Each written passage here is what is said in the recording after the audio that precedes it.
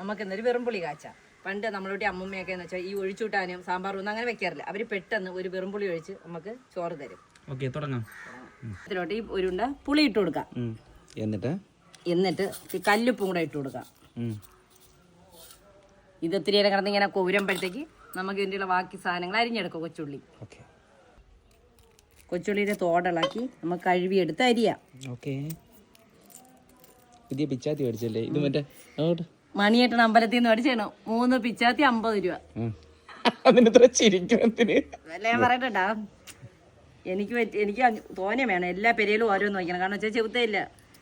നല്ല മൂർച്ചയുണ്ട് പിച്ചാത്തിക്ക്. നല്ല കൊച്ചു പിച്ചാത്തിയുണ്ട്.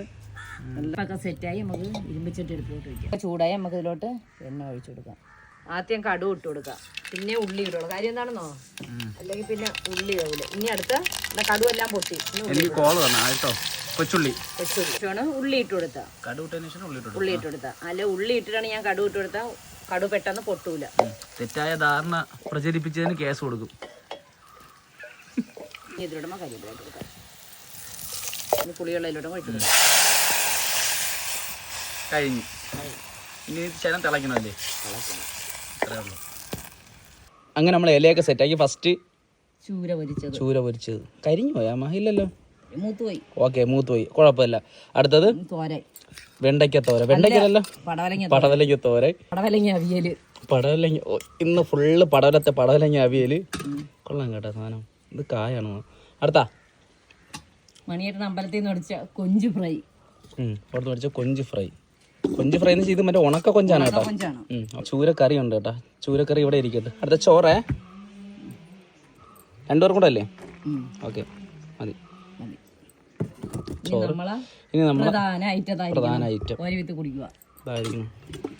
ആവശ്യമുള്ള കൊടുക്കുക. പപ്പടം ഉണ്ടാവാം. ഇതാണ് നമ്മളിന്ന് വെറുംപുളിയും കുട്ടിയുള്ള ഊണ് കേട്ടോ. അപ്പം തുടങ്ങാം. എന്നൊക്കെ ഉണ്ടെങ്കിലും വെറുംപുളി മാത്രം ഒരു ഉള്ള കഴിക്കണം. അത് വേറെ കാര്യം. കമ്പ എനിക്ക് വേണ്ടമ്മ. ഉരുട്ടുക. ശകലം മീൻകറി ഇങ്ങനെ ഒഴിക്കുക. കഷ്ണം വേണ്ട. അമ്മച്ചി പറഞ്ഞ മൂത്തുപോയ ചൂര ശകലം ഇതിലോട്ട് വയ്ക്കുക. പിന്നെ കൊഞ്ചിൻ്റെ 2 സവാള അരിഞ്ഞിട്ടാണ് കൊഞ്ചാണ് കേട്ടോ. അതോടെ ഇതിലോട്ട് വയ്ക്കാം. പിന്നെ നമുക്ക് ഈ കമ്പിൻ്റെ ആവശ്യമില്ല. കമ്പ് കയറി നമ്മൾ കമ്പ് അതൊരു കാര്യമുണ്ട്. അങ്ങനെ ഉരുട്ടും. കറിവേപ്പില അങ്ങനെ ഉരുട്ടുക. ചൂരക്കറി സെറ്റ് കേട്ടോ. ചൂരക്കറിയിൽ വരി ഇട്ടില്ല ഇട്ട് തലക്കറിയുടെ ഇട്ട് കൊള്ളാം. സൂപ്പർ. അപ്പോൾ നമുക്കിനി അടുത്ത വീഡിയോ കാണാം. ബൈ. ബൈ.